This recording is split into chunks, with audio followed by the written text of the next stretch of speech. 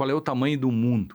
Aí hoje, quando querem simplificar a linguagem, eu simplesmente digo, simplificar a linguagem é simplificar o mundo, simplificar a linguagem é diminuir a linguagem é diminuir o mundo. Então, isso já está na literatura, no Swift, um cientista de Lagado fez a grande invenção. Diz assim, se você fala muito, você vive menos. Se você quer falar menos, vai viver mais. Minha solução, e ele ganhou o prêmio lá, ganhou o Jabuti de então, lá do anti-Jabuti, em 1748, imagina, o Swift, ironicamente, escreve aquilo. Ele diz assim, não use mais palavras, use a própria coisa. Sensacional. Bom, mas isso a televisão faz hoje. Estamos aqui falando da enchente, o cara com enchente aqui, né? O time do Grêmio está subindo, na verdade está descendo agora, mas o time do Grêmio está subindo. O que ele mostra? Um avião.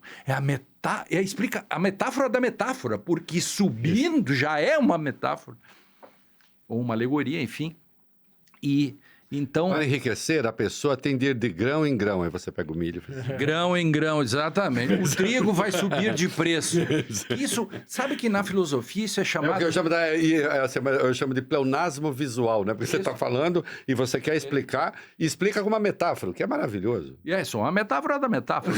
o Wittgenstein, o Ludwig, ele chamava isso na sua primeira fase, que é o Tratactus, de isomorfia. Para um pouquinho. Todos os nossos amigos, professores aqui, chamam de Wittgenstein. Você viu como ele chama Wittgenstein? Ele é íntimo. Ele chama de Ludwig. Ludwig. Ou Lud. O Lud. Na sessão espírito jurídica que ele faz, é Lud. É o Lud. Isomorfia. Isso. Isomorfia, palavra e coisa. Colar. Porque... E hoje nós vivemos esses tempos, esse tempo do atravessamento e tal. E o outro cientista de Lagado, lá do Swift, ele inventou os emojis. Isso. Ele disse o seguinte, nada de frases longas, tudo tem que ser substituído por monossílabos e onomatopeias e sinais. Pronto, acabou de inventar os emojis em 1748. Olha, o que a literatura, ela sempre chega na frente. Uhum. Você pode hoje dar um curso, e eu escrevi isso, eu tenho vários, aliás, quase ganhamos o prêmio Jabuti pela segunda vez, mas com esse livro sobre literatura, porque o Superinterpretação é um texto que a gente usa as lições do Eco em 1992 em Boston, ou lá, em que ele foi dar um curso, em que ele disse assim, a literatura... Humberto Eco.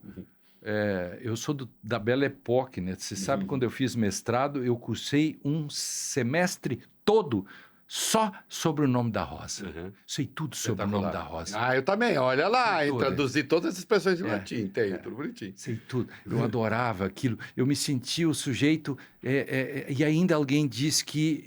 Posso te dar a frase que define o nome da rosa? Que é a sua cara, a nossa cara. O Addison, quando eles estão lá na biblioteca, que é um labirinto, né? O Addison diz para o Frei Guilherme, puxa, mestre, que bom se o mundo não tivesse labirintos. Aí o Frei Guilherme diz, não, Addison, que bom se houvesse uma regra para andar nos labirintos. Porra! Define ou não define? Define ou não define o nosso pensamento, inclusive? E defende o mundo. É espetacular. E quando eles estão subindo a ravina em direção, disse assim, mestre, vejo o cavalo, mas não vejo a cavalidade. É porque ainda não tens os olhos para ver a cavalidade. Ele estava explicando Platão para o nosso... E o fatalismo com o realismo político. A hora que o Addison se apaixona por uma camponesa, sim, e ele é pego, transando com a camponesa, e a mulher é condenada à morte. Isso. E o Addison, a hora que ela vai ser condenada à morte, o Addison... Tá. Aí o Frei Guilherme põe a mão nele e diz, Addison, esquece. É carne queimada. Exatamente. E toda... É maravilhoso. Eu fiz isso é absolutamente fantástico. E o Eco dizia, e veja como isso é por direito. Aliás, na nossa petição da ADC 44, da presunção da inocência, que está na história do Brasil hoje, está escrito lá, o Supremo fez uma superinterpretação quando disse muito mais do que a lei. Pois o Eco, lá nas lições, ele disse assim, olha, a literatura até hoje tem 2 grandes fases. 3. A primeira delas é que o sujeito só dizia estritamente o que dizia o livro, que no direito é uma espécie de textualismo do século XIX. Depois houve uma viragem, um turning point, e aí os críticos começaram a fazer um outro livro. Por exemplo, falar que só porque o Pinóquio tinha o pai carpinteiro, ele era tipo Jesus Cristo.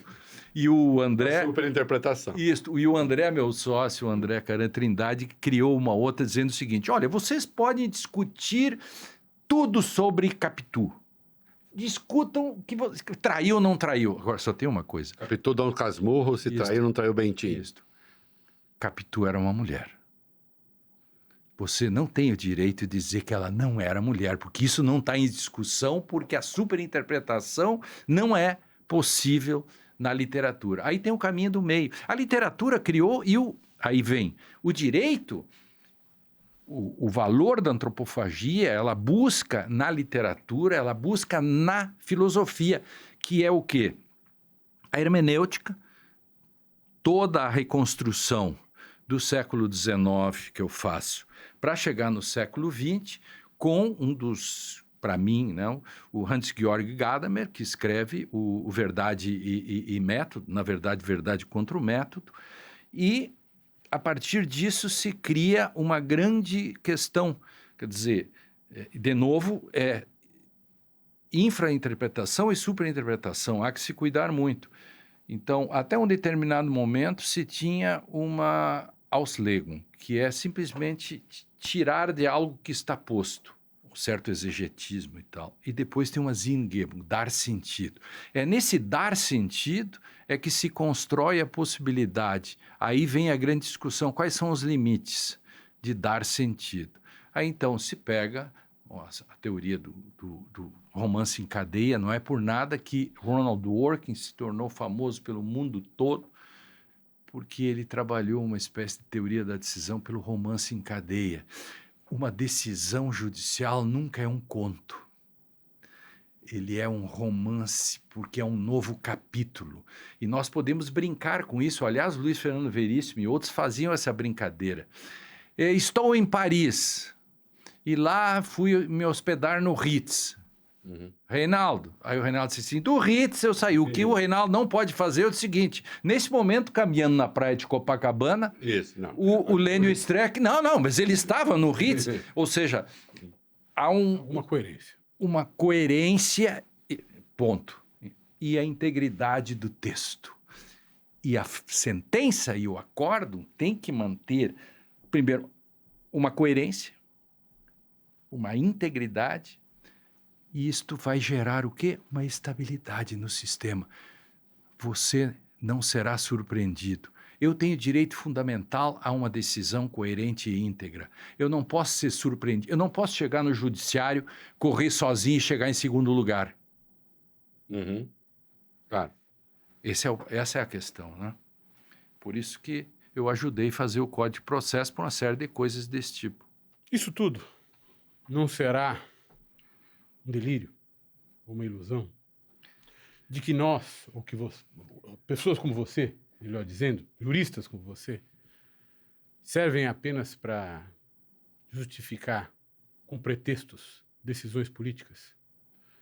Que, portanto, o constitucionalismo, que pretende marcar o estabelecimento de relações horizontais entre a política e o direito, nada mais é do que uma ilusão que serve para justificar decisões de poder por meio de regras de justificação, não de determinação. Perfeito. Essa é a grande pergunta, porque isso começou já no segundo pós-guerra, essa discussão. Porque, o direito tinha fracassado. Acabou. Para que serviu o direito? Não serviu para nada. Aí começa, então, as novas constituições. Aí você tem dois caminhos. Os céticos e pessimistas e tal, dizendo o direito é uma questão de poder. Aí os Critical Legal Studies, americanos e outros. E uma outra corrente mais conservadora, na qual eu me incluo, é a corrente, digamos, de um certo normativismo constitucional, de uma certa normatividade da Constituição. Aí o Ferraioli, o Conrad Hesse, o Canutilho foi aos píncaros, né, no máximo, porque ele foi buscar na Alemanha, com o Peter Lerch, a ideia de uma Constituição dirigente, ou seja, é capaz de fazer revolução via direito. Aí vem, se o direito serve para as classes dominantes, se o direito só serve para justificar o poder, o Canutilho acaba fazendo uma tese de que Constituição dirigente e vinculação do legislador, pela qual você faria, já que você tem uma Constituição como Portugal tinha, naquele momento de 76, uma Constituição que dizia que Portugal está em transição para o socialismo. O Canutilho, então, que vinha lá do Partido Comunista e outras relações, faz uma tese dizendo Constituição dirigente e vinculação do legislador. A Constituição diz o quê e o legislador e o governo dizem como. E isto vai fazer com que se tenha uma nova perspectiva. Então já temos duas questões a partir de segundo pós-guerra. Uma, deixa para trás a tese de que as constituições são folhas de papel ou simplesmente questões políticas, elas passam a ser norma. Se a Constituição passa a ser norma, ela é um dever ser. Se ela é um dever ser, ela me conduz. E aí tem as cláusulas pétreas, etc. E se cria, portanto, esse segundo caminho, que, digamos, é um caminho mais conservador. Em países de terceiro mundo, né, nós tivemos uma grande discussão de tantas coisas que eu já fiz. Houve um momento em que o Canutilho escreve um artigo em 98 dizendo a morte da Constituição dirigente. Isto gerou uma confusão aqui no Brasil, principalmente para caras assim mais progressistas como eu, que achavam que via Constituição eu tinha condições de enfrentar o problema dos direitos sociais. Afinal, a Constituição diz o Brasil é uma república que visa erradicar a pobreza, fazer justiça social, erradicar e blá, blá, blá. E quer dizer, esta Constituição visa desigualar a desigualação. Essa é a minha frase da Constituição. Esta Constituição visa desigualar a desigualação. E o Canutilho diz isso morreu.